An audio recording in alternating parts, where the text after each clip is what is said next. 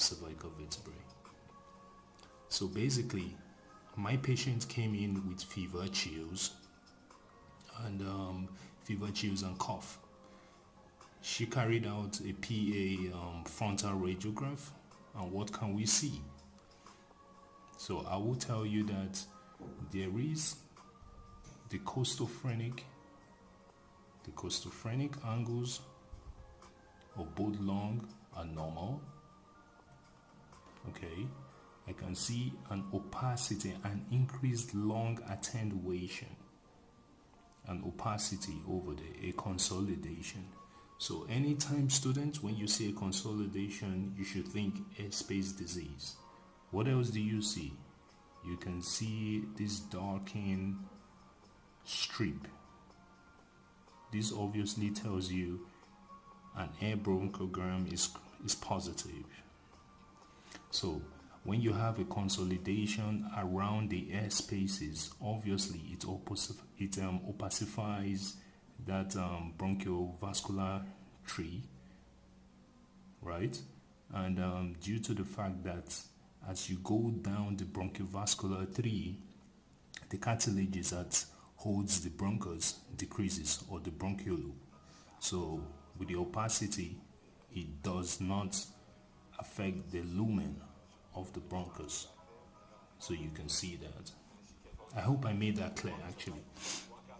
What else can we observe here? Lobar consolidation,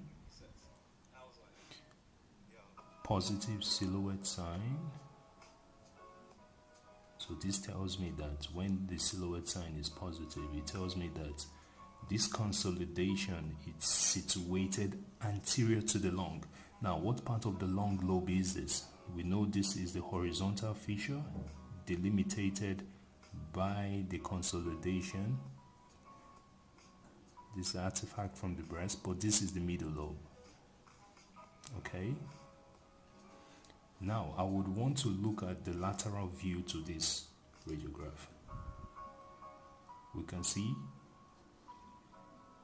in a normal lateral radiograph,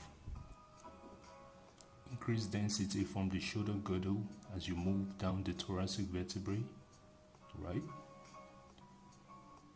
The horizontal fissure. What part of the lung is this actually? This is the right lung. The right hemidiaphragm runs anteriorly to the lung rather than the left, which is bordered by the heart, as you see over here. So this is the right side of the patient. Okay, and that's the other left side, but this is the right side. So this tells me that you can see the consolidation over here in front of the heart border. Okay, so guys, if I was to put my diagnosis on this patient, Lobar Pneumonia would be. I hope I did justice to this. Thank you very much.